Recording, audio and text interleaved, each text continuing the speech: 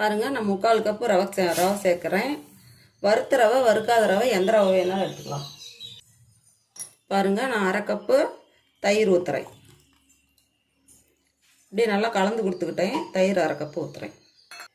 1/4 cup தண்ணி சேர்த்துக்கலாம். அதுலேயே இதுக்கு தேவையான உப்பு சேர்த்துக்கலாம். இது அப்படியே நல்லா கலந்து விட்டுறலாம் எல்லாம்.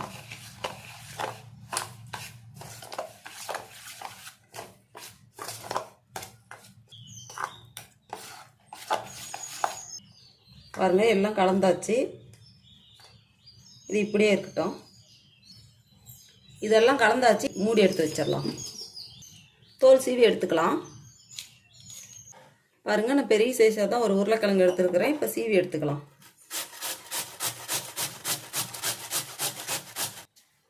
பாருங்க, ஒரு கிழங்கு துருவி எடுத்தாச்சு. இப்போ கொஞ்சம் எண்ணெய் விட்டுறலாம். கொஞ்சம் கடுகு உளுத்தம்பருப்பு போட்டுக்கலாம். அது கூட கொஞ்சம் ஜீரகம் போட்டுக்கலாம். பொடியாக நறுக்குன்னா பச்சை மிளகாய் ஒன்று சேர்த்துக்கலாம். ஒரு கட்டு கருவேப்பிலை போட்டுடலாம். பொடியாக நறுக்கி வச்சுக்கூட வெங்காயம், ஒரு வெங்காயம் சேர்த்துக்கலாம். பெரிய வெங்காயம்.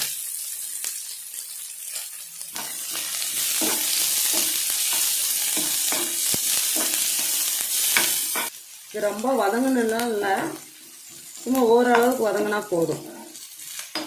இப்போ நாம் இதில் அந்த உருளைக்கிழங்கு சேர்த்துக்கலாம்.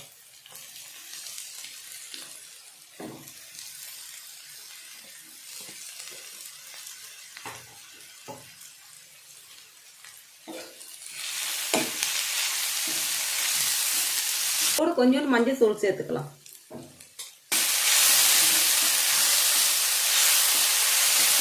இது ரொம்ப நேரம் வேகணும்னுலாம் ஒன்றும் இல்லை, கொஞ்சம் பாதி வேக்காடு வெந்தாலே போதும். இந்த உருளைக்கிழங்கு அடுப்பு மீடியமாக வச்சு ஒரு 2 நிமிஷம் வைக்கலாம். அப்படியே மூடி வைக்கலாம். ஏன்னா அதிகம்லாம் இது வேக தேவையில்லை. பாருங்கள், வெந்துருச்சான்னு பார்க்கலாம். பாருங்கள், இந்த அளவுக்கு வெந்திருந்தாலே போதும். அடுப்பு ஆஃப் பண்ணிட்டு எடுத்துடலாம்.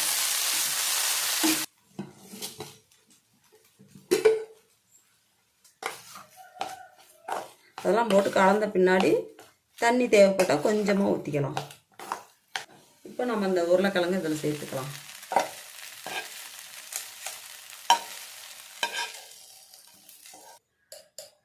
கொத்தமல்லி தூள் 1/2 ஸ்பூன் போட்டுக்கலாம். Garam masala 1/2 spoon, 1/4 spoon chilli flakes போட்டுக்கலாம். இது எல்லாம் சேர்ந்து நல்லா கலந்து விட்டுறலாம்.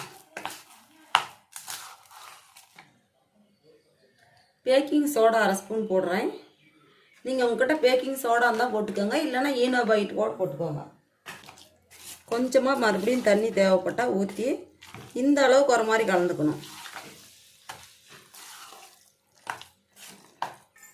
காலையில் டிஃபனாகவும் செஞ்சுக்கலாம், நைட்டுக்கு சாப்பாடாகவும் செஞ்சுக்கலாம். இது எப்படி வேணால் செஞ்சுக்கலாம். இப்போ கொஞ்சம் கொத்தமல்லி போட்டு கலந்து விட்டுக்கலாம்.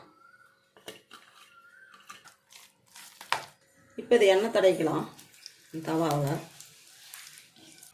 இதில் அப்படியே கொஞ்சம் ஜீரகம் போட்டுடலாம். நம்ம அதை ஊற்றிக்கலாம்.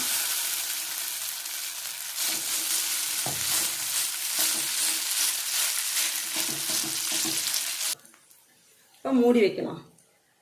ஒரு 3 நிமிஷம் இருக்கட்டும். சிம்மிலே இருக்கட்டும் அடுப்பு. இப்போ எடுத்து பார்க்கலாம். பாருங்கள், வெந்து வந்துருச்சு. நம்ம அப்படியே திருப்பி விட்டுறலாம்.